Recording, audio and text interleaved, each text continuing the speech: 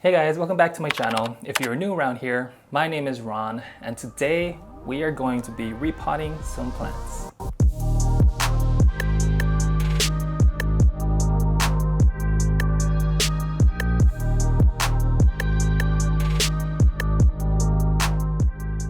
Okay, so here in front of me are a good handful of plants that are kind of overdue for repotting.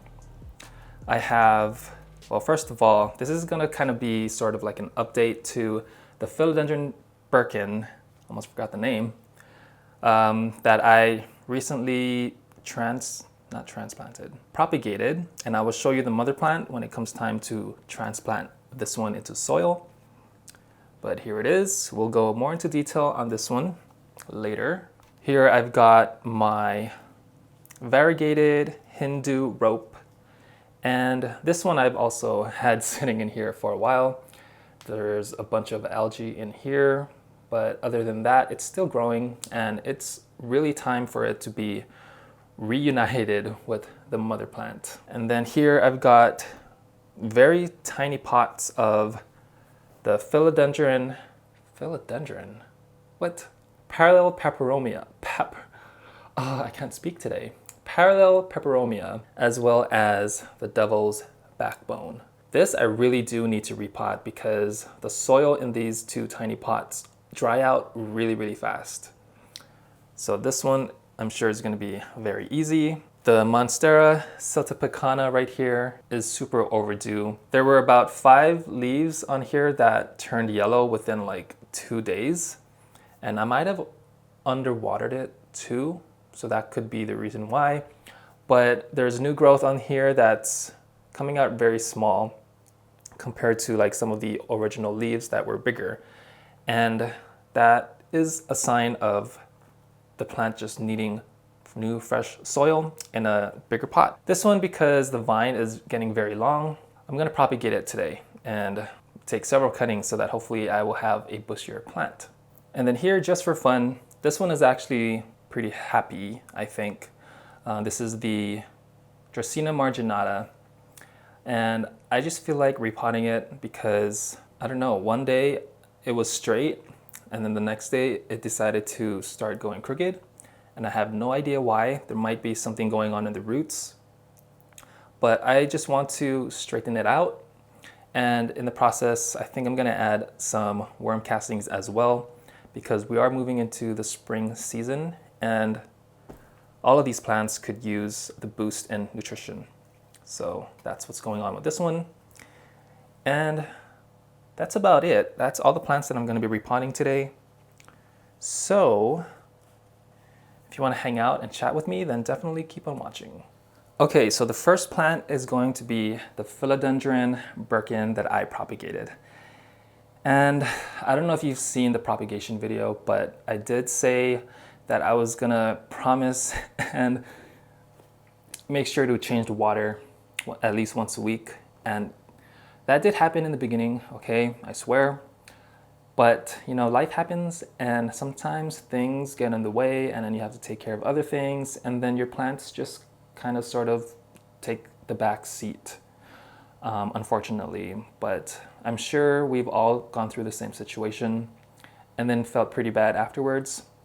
But hey, today this is going into a new home, in a new pot and in some soil. So this is 2 months progress of this cutting sitting in water. And don't mind the algae and like some of the white mold in there, but take a look at all of the roots. I'm pretty sure they are still very healthy. They are continuing to grow. When I take this out, I'm gonna quickly rinse it in some hydrogen peroxide water mixture just to kind of get rid of any sort of bacteria that might be on there. But other than that, I think it's pretty healthy. Here at the top, you can see some new growth coming in. And it's gaining back the variegation, of course. With the newest leaf right here about to unfurl, it looks pretty much white. So since that propagation video, I think these are the 2 new leaves and the rest are the original leaves. I think there was about maybe 2 yellow leaves that have fallen off on this cutting. And then let me show you the mother plant real quick. Okay, here she is. Surprisingly, I think only 1 leaf turned yellow and fell off. I thought there was going to be more casualties, but as we can see, she's doing very well actually. You can see that there were 3 growth points on here, but one of them is taking off right there.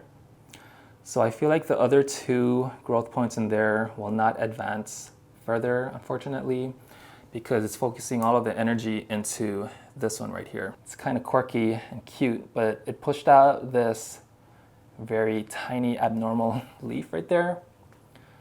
But as you can see in that bulge, that's another leaf coming out. So I'm pretty sure that one will be a normal looking leaf.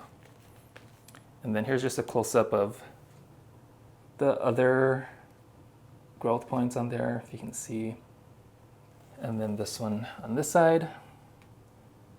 But yeah, see the incision point right there? It's healing up nicely. I did have a lot of fungus gnats come out of this one, and it's my fault for bringing in plants into this plant room too soon without really quarantining them properly. But I am on a mosquito bit tea regimen. I think I'm going on 4 weeks now. I think I'm gonna have to continue with this for another 2 to 3 weeks, I think. I do see the number of fungus gnats reducing in this room, so that's a good thing. So I'm gonna have to make sure to keep an eye on that. But when I'm done repotting all of these plants, I'm gonna be watering them with the mosquito bit tea, of course. So yeah, I'm not gonna be touching this one. I'm just gonna let this one continue to do its thing in this pot. So that's the mother plant.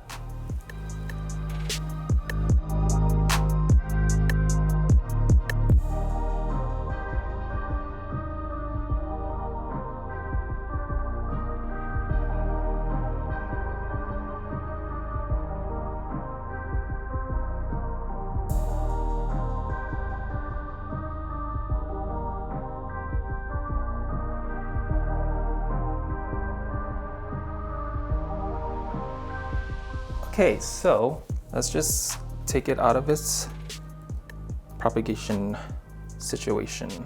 So there's a lot of algae growth on here because it has been sitting on my south-facing window, and the sun is becoming a little bit stronger as we move on into the spring months, and as a result, the algae will grow, and because of my lack of water changes. Okay, so before we actually put it into its new pot, I'm gonna go in the sink and rinse it out with hydrogen peroxide and water mixture. Okay, actually, because I'm too lazy to walk over to the sink, I'm just gonna take my gallon bucket here of water, which is filled about halfway, and I'm gonna add some hydrogen peroxide, and I'll try to eyeball it and do like a 1:4 ratio. So 1 part hydrogen peroxide to 4 parts of water.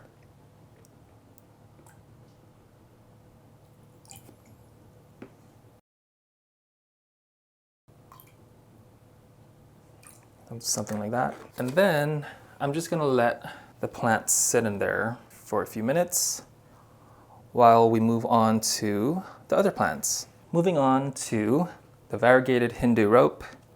And I'm gonna be using this tray to just dump out all of the old soil from all of these plants. This one has been sitting in my Millsbow cabinet for ever since I got the cabinet. And as we know, this plant, especially the variegated one, grows very slowly. But as soon as I put it in the cabinet, it started pushing out growth at the top, as you can see, on both plants in here, actually. So that's really cool. I love my cabinet, guys. If you guys can afford one, I would totally recommend you get one because it makes you fall in love with your plants all over again. Especially seeing how fast all of the plants grow in there. It's so rewarding. So that's the mother plant. But here is the cutting. The topmost growth is coming in all white. So I hope that doesn't fall off one day. And just like the Philodendron Birkin, there's a lot of algae in there. Oops. So maybe I'll just kind of rinse it in this hydrogen peroxide water mixture. Just a little bit. You see that? Hopefully we see a lot of healthy roots.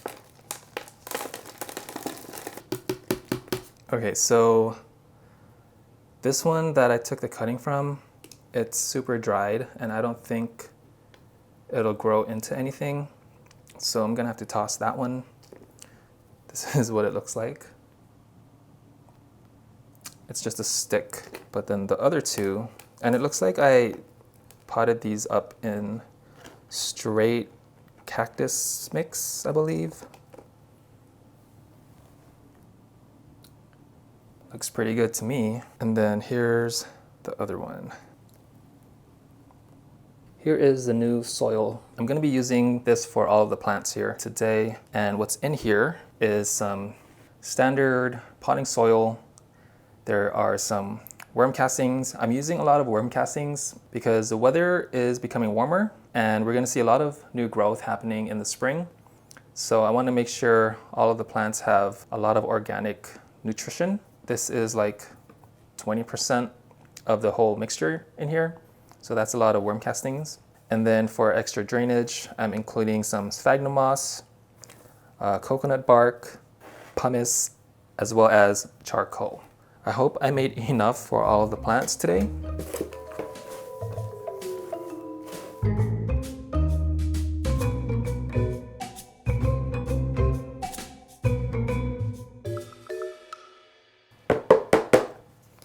Okay, so I think I need to break up the sphagnum moss a little bit more. Part of the reason why I'm deciding to use more of the worm castings is because even though I've been using liquid dirt ever since I got liquid dirt, it's been almost more like 8 months of using liquid dirt, I think.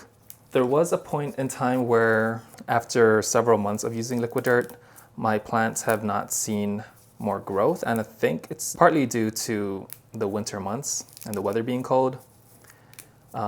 So the growth of my plants naturally have slowed down, so the liquid dirt hasn't really been doing much at all. But at the same time, even though I have been watering my plants with liquid dirt, I think liquid dirt doesn't really provide more of the organic nutrition. For example, like the nitrogen, phosphate, potassium, NPK. Some of my plants were just devoid of nutrition. And both of my Monstera deliciosas have seen chlorosis in the newest leaf. And basically what that is you will have normal green veining on the leaf, but the spacing in between the veins will turn into like a pale green, sometimes yellow.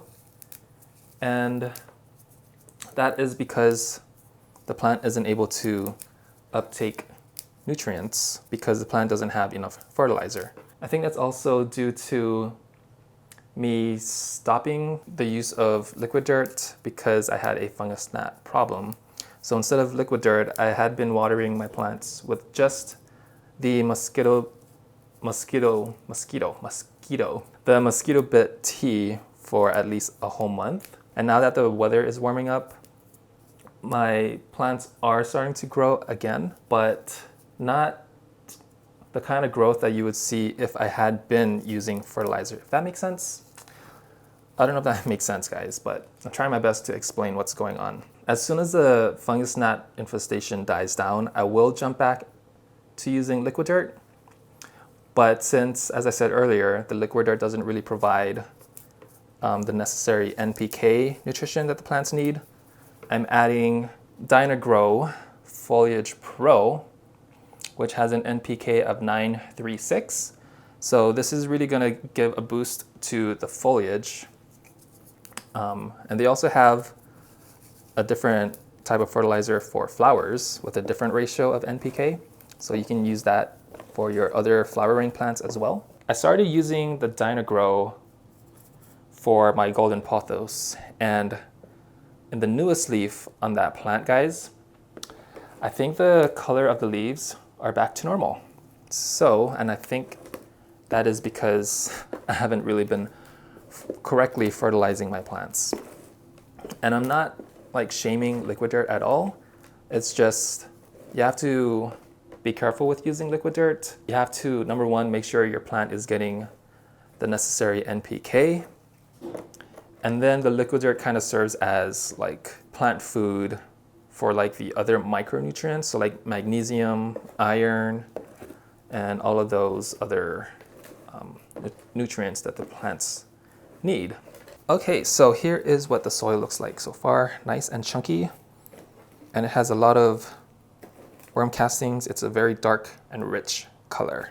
For all of the plants today, I'm going to be repotting them into these white nursery pots. One day, all of my plants will be in these white plastic nursery pots. I'm going to fill the bottom with a little bit of sphagnum moss to kind of block the holes at the bottom so the soil doesn't just spill out. And then put the plants in. We all like a cute, compact plant. Am I right?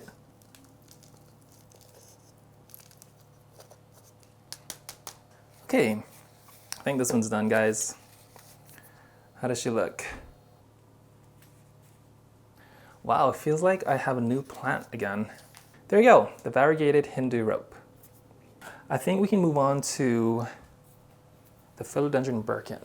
All right, so I don't know if you can see, but it's starting to sizzle in here. You can kind of see. That is the oxygen separating from the hydrogen molecules. I think that's what's happening. So now I'm just gonna wipe off all of the excess algae and white mold. Let me bring up this term. And I feel like everyone experiences it multiple times. It may not just be a one-time thing, but I think it comes and goes, but it's plant burnout. I know it's a real thing. Like, I think for all of us, it's a mental thing to have this need to nurture plants and to find it rewarding in the end when we see all of our plants flourishing. But, you know, there's other factors in life that can take a toll on our mental health. You know, mental health is a real thing too. When it comes to plants, we call it plant burnout, right? Where it doesn't necessarily have to do with the amount of plants that you have.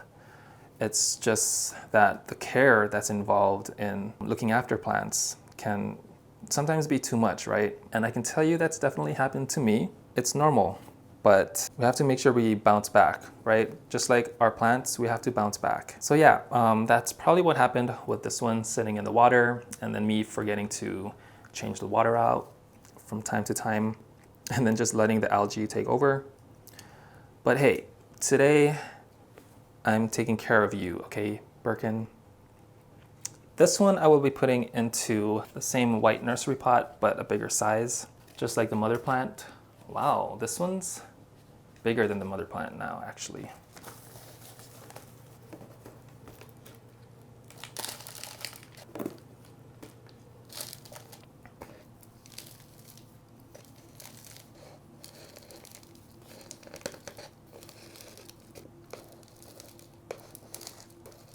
Okay, now it's done. Yay, hopefully you continue to thrive, Birkin. Next plant is the parallel peperomia and the devil's backbone. So I'm gonna do these two at the same time. So the parallel peperomia, I've been wanting to propagate and then take those cuttings and then put them into the same pot. But if we look closer, we can see that there's new growth points occurring on those vines. So I feel like I don't have to propagate them because they will eventually make the plant bushier. So cross my fingers that it continues to do that. This one is living in my Millsville cabinet. Feels very, very dry. See, and that's why I've been meaning to repot this one, especially because the pot is very small and it dries out in like 3-4 days. When I repot it and surround this root ball in the fresh soil, it will encourage those roots to grow out into the new soil and then firmly plant it in the pot. So I'm gonna do the same thing with this plant right here. And this one's also doing the same thing. It's branching off into multiple stems. Like this one, for example, is branching into 3 stems at the top right there. So cool.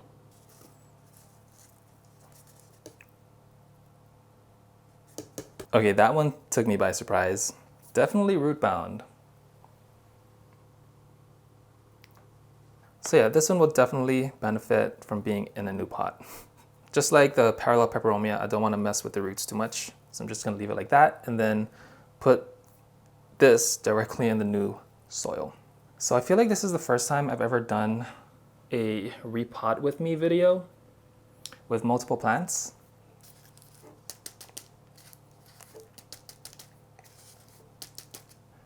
Here is the devil's backbone. Looks really cute.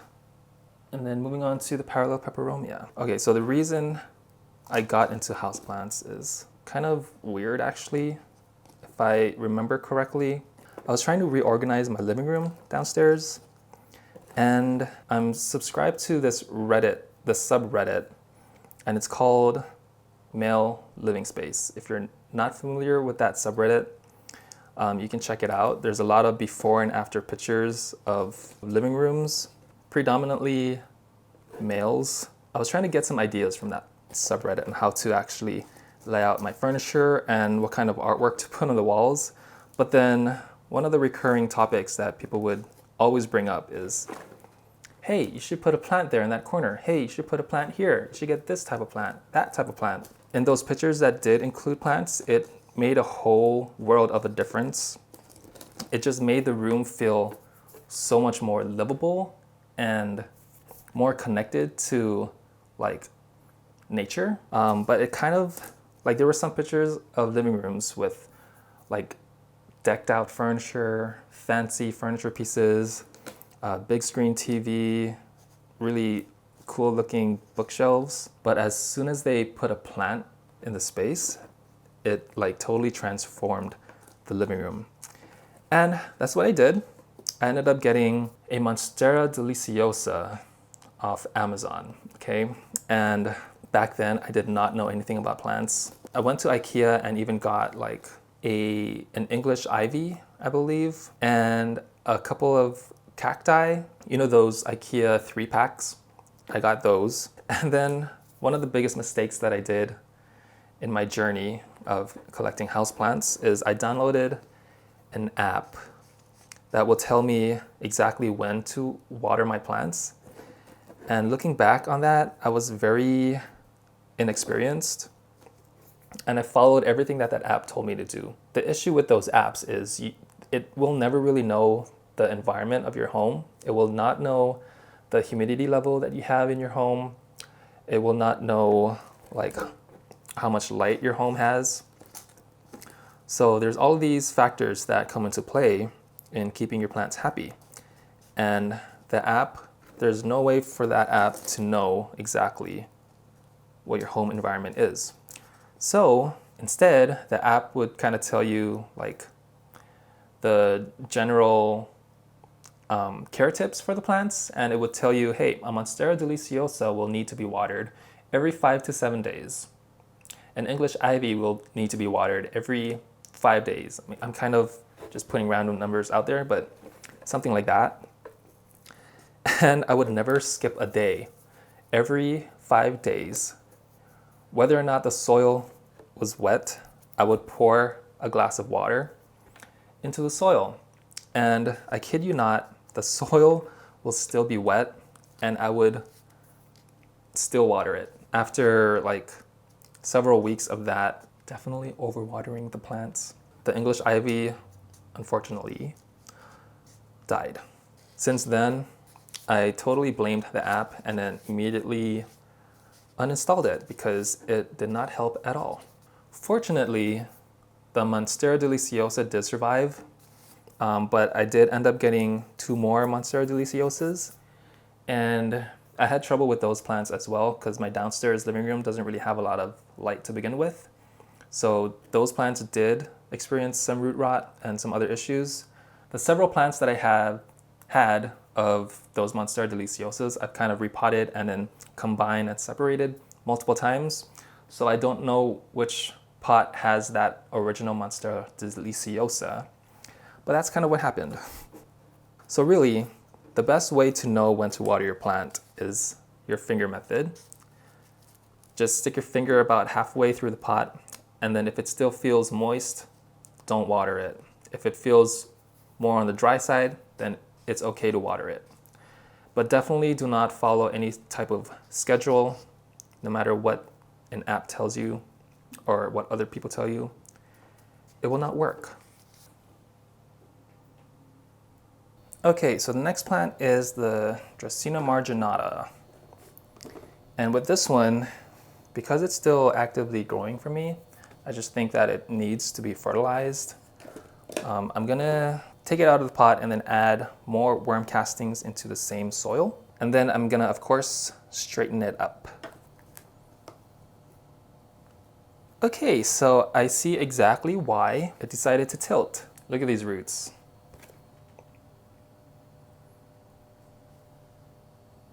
Very healthy roots, if I must say. So this big root right here is the culprit. That's the one that grew out and it eventually hit the side of the pot and then forced the whole plant to tilt. That's crazy. I had no idea these roots actually grew that thick.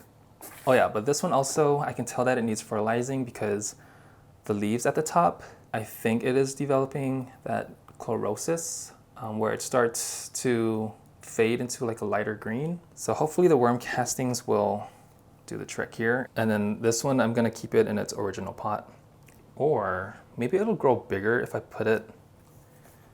Yeah, we're gonna be making decisions on the fly here. So let me grab some more potting soil actually.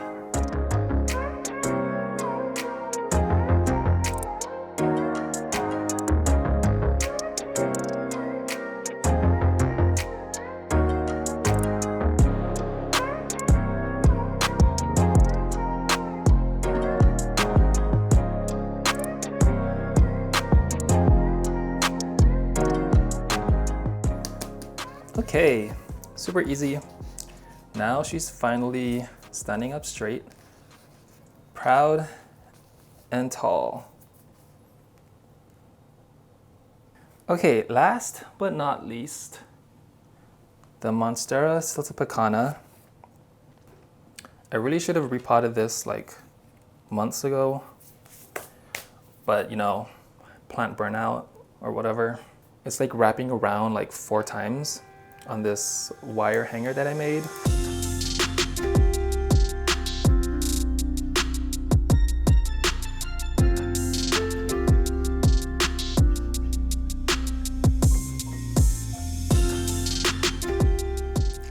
That's the wire hanger.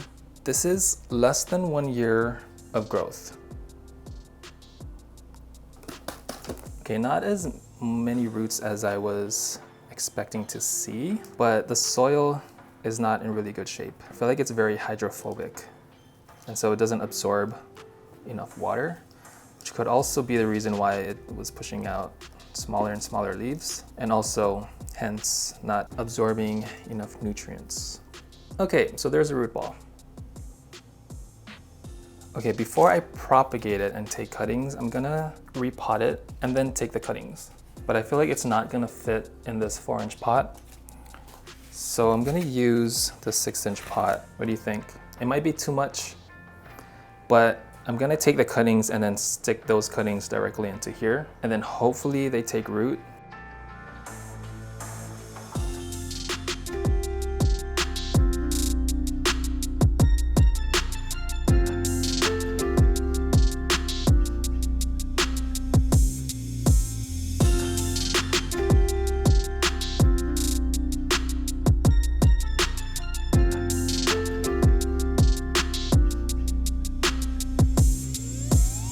Okay, I think that's good.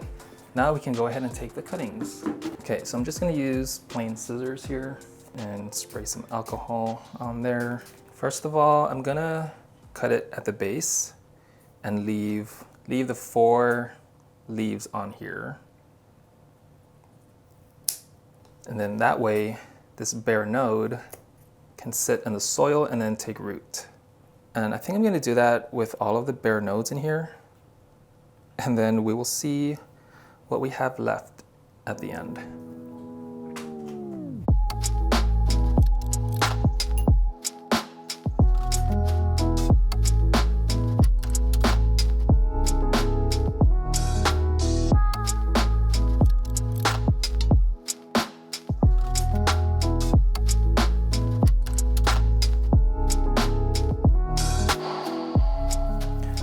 Okay, all done. Check out just how much the internodal spacing turned out to be. It feels like Chinese long green beans. So I'm gonna toss that because there will be no leaf coming out from any of those. And now some of these are just kind of loosely sitting in there, so I'm just gonna top it off with a little bit more soil.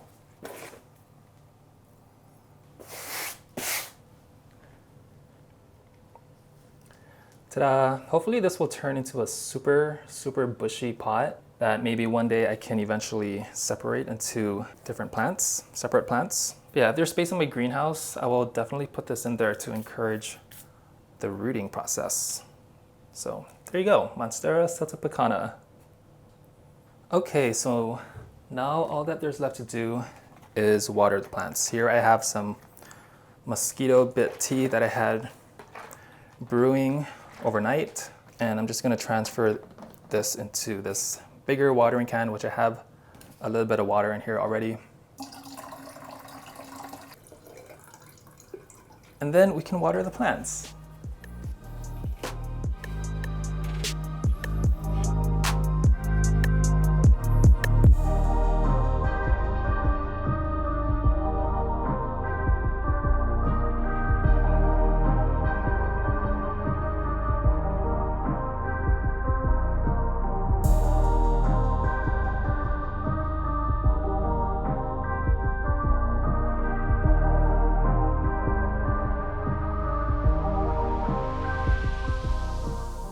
All right, well, that's about it for this video, guys. We have successfully repotted all of these plants. That was a lot of work, low-key, but I'm hoping everyone in here will thrive in this upcoming spring season. I can't wait to see all of the new growth. As with all of my other plants in this room, it's gonna be so exciting, I can't wait. If you enjoyed the video, please do hit the thumbs up, and if you haven't yet already, plant scribe. All right, thank you guys so much for watching, and I'll see you in the next one. Bye.